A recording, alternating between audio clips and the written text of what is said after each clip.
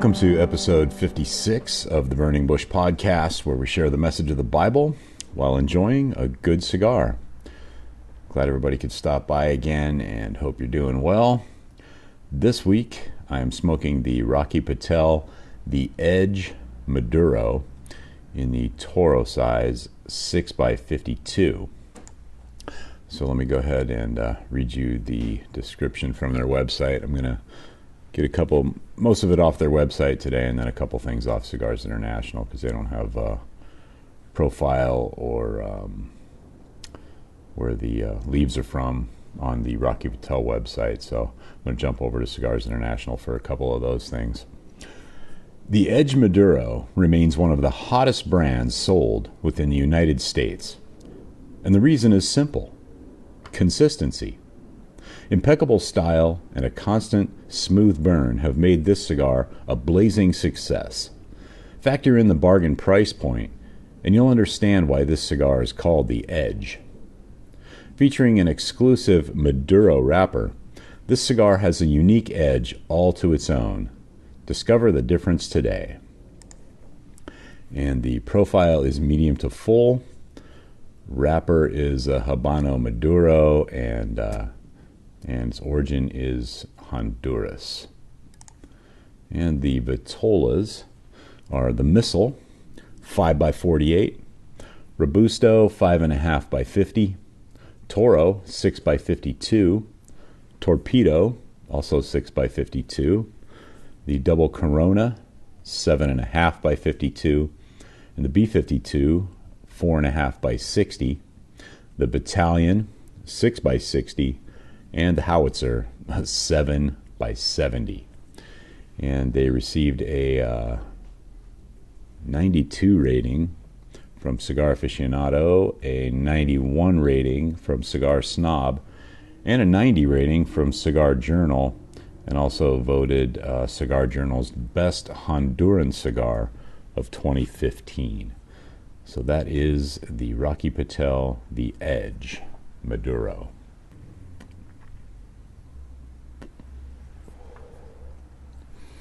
So with that, let's get back into Justin Bass's book, The Bedrock of Christianity. And I know I said last week that we had finished up chapter 2, but I was mistaken. This section is the end of chapter 2, and it is entitled Jerusalem and Beyond. I already spent the prologue discussing Paul's first visit to Jerusalem. In Galatians 1:18 through 19, we are told Paul spent 15 days with Peter and also some time with James, the Lord's brother.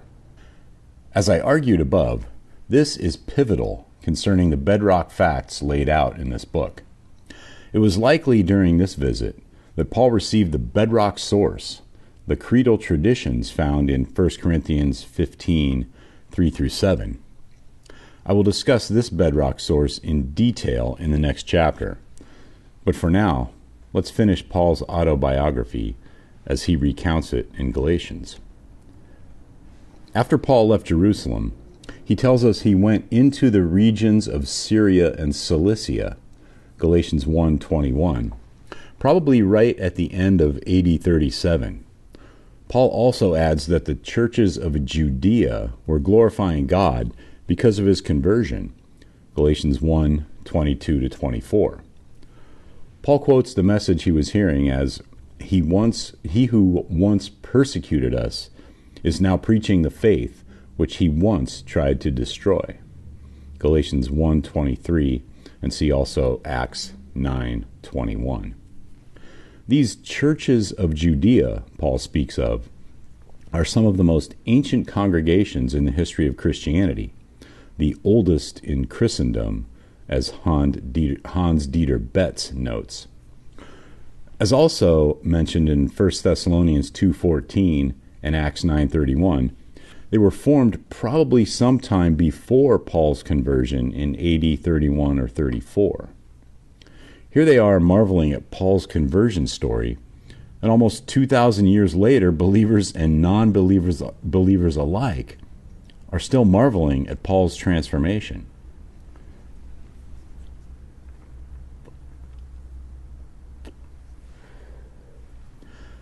Paul's time in Syria and Cilicia, which Acts defines more specifically as Tarsus, is known as Paul's silent years. Bringing in the chronology in Acts, Paul would have spent almost a decade in his hometown of Tarsus before Barnabas brought him back to Antioch in AD 45 or 46. Like Paul's time in Arabia, we are left to our historical imagination as to what Paul did during these long years. As with Arabia, it must have been a time of prayer and contemplation, and, if we know Paul, and we do, he spent the time preaching Christ and him crucified and risen again. In fact, it's likely during this time Paul had the visions of the Lord, in which he was caught up to the third heaven, as he records in 2 Corinthians 12, 1-6. In his biography of Paul, New Testament scholar N.T. Wright imagines further.